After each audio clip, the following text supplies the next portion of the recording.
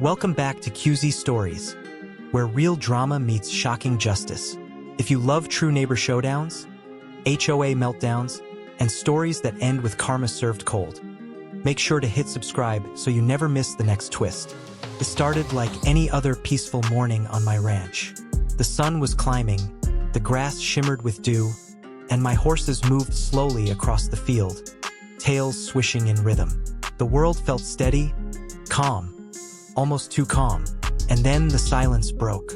At first it was faint, a cough in the sky, then louder, a choking, sputtering sound, like an engine begging for mercy.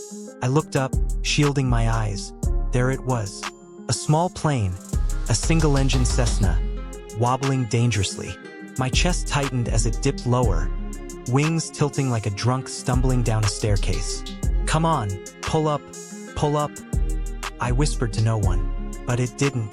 The plane spiraled. My feet were already moving, sprinting across the pasture. Horses scattered, panicked by the roar above. And then impact. The crash shook the ground like a thunderclap. Dust and dirt shot into the air. Metal screamed as it bent and tore. No explosion, thank God. But the violence of it froze me mid-stride. I forced myself forward, lungs burning, until I reached the wreck. The smell of fuel hung heavy. Through the cracked windshield, I saw him, the pilot, slumped, motionless. Adrenaline took over. I yanked the door, dragged him out. He coughed, gasped, his chest rising. Alive. I laid him on the grass, my own hands shaking. And then, footsteps. Unbelievable. I turned. And of course, it was her. Karen. HOA Karen. Arms folded, eyes narrowed, as if she had just caught me leaving trash cans out on the wrong day. Instead of asking if the man was breathing, her first words were, "This is a violation of HOA rules. Aircraft aren't allowed here." I just stared at her, covered in dirt, my shirt streaked with blood and sweat, holding onto a man who had nearly died. A plane had just fallen from the sky, and Karen was worried about bylaws. If only I'd known then, this was just the beginning. The ambulance finally arrived, sirens wailing. EMTs rushed in, lifted the pilot, and carried him away. Relief washed over me. He was going to make it. But Karen? She wasn't relieved. She was furious. She marched toward me, heels stabbing into the grass like she was on a runway instead of a ranch. Phone in hand, already dialing. "Yes, officer," she said loudly, her voice dripping with fake authority. "There's been an illegal aircraft landing on our HOA property." "Yes." "Federal crime activity." "Yes." "Arrest him." I blinked. "Arrest me? For what?" "Saving a man's life." Minutes later, red and blue lights flashed across my barn walls. The sheriff stepped out. He glanced at the wreck, then at me, then at Karen, who wasted no time throwing her hands up dramatically. "Finally," she shouted. "You need to put a stop to this. He's turning his land into an unauthorized airstrip. It's against HOA rules, against safety codes, against everything." The sheriff raised an eyebrow. He looked at me, looked back at her, then sighed. And right there, as the tension hung thick, "I have to ask you, what would you do if your neighbor cared more about rules than saving a man's life?" Because that's where I was standing, exhausted, frustrated, still hearing the echo of the crash in my head, while Karen kept twisting the story. The sheriff's face told me he wasn't buying it.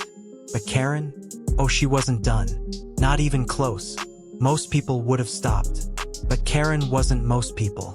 She doubled down, tripled down, called the HOA president, the fire marshal, even tried the FAA. Her voice grew shriller each time, echoing across the ranch. She pointed at the blackened grass where the plane had hit. "See that? Property damage. He owes fines. Heavy fines. He's running an illegal landing strip back here.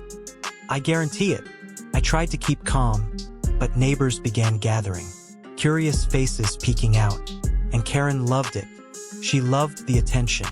By the time local reporters showed up, cameras flashing, she was in full performance mode, strutting in front of microphones, declaring me reckless. claiming I was endangering the community. "Today it's a small plane," she announced dramatically. "Tomorrow it'll be cargo jets, drug runs, or worse." I wanted to laugh, but I didn't, because I knew how these things worked. Lies once repeated can stick, and Karen was skilled at repeating them. What terrified me wasn't the wreck anymore. It was her obsession, her hunger to twist an accident into a weapon. And for the first time, I wondered, could she actually ruin me? The following morning, a sleek black SUV rolled into my driveway. Doors shut with a heavy thud. Out stepped a man in a dark suit, sunglasses reflecting the ranch, badge flashing in his hand. FA. Karen appeared instantly, like a moth drawn to a flame. She nearly tripped, rushing over. Finally, someone who takes this disaster seriously. The investigator didn't even glance at her. He inspected the field, crouched by the wreckage, scribbled notes, checked the tail number. His face gave away nothing. Finally, he walked toward me, his voice calm, firm. "Sir, thank you for pulling the pilot out yesterday. You may have saved his life." I nodded slowly. Relief spread through me. But when I looked at Karen, her jaw clenched so tight I thought her teeth might crack. "Wait, what?" she blurted. No, he's the problem here. He's breaking rules. He's hiding illegal flights." The investigator finally turned. His eyes locked on hers. His voice hardened. "Ma'am, we've traced over a dozen false reports to your phone. Do you understand the penalty for making fraudulent claims to federal authorities?" The crowd went silent. Even the wind seemed to stop. Karen's smirk vanished. Her lips trembled. For the first time in forever, she had nothing to say. The cameras were still rolling. Neighbors lined the fences. The sheriff stood with arms crossed, watching like a man who had been waiting for this moment. The investigator pulled a paper from his folder and handed it to her. A federal fine. Karen's eyes darted across the page. Her face drained of color. This has to be a mistake. I was protecting the community." The sheriff shook his head, his tone sharp. "No mistake, ma'am. You wasted emergency resources during an actual crash. That's not protecting anyone. That's abusing the system." Gasps rippled through the crowd. Reporters scribbled furiously. And just like that, the self-appointed queen of HOA rules had been dethroned. Her humiliation became the story. Not the crash, not the wreckage, her, and the cherry on top. The investigator turned back to me and announced that my ranch was being officially recognized for civic duty, for responding in a crisis. Karen couldn't bear it. She tried to storm off, but the cameras followed. Every stumble, every tear, every second of her public downfall. It was the kind of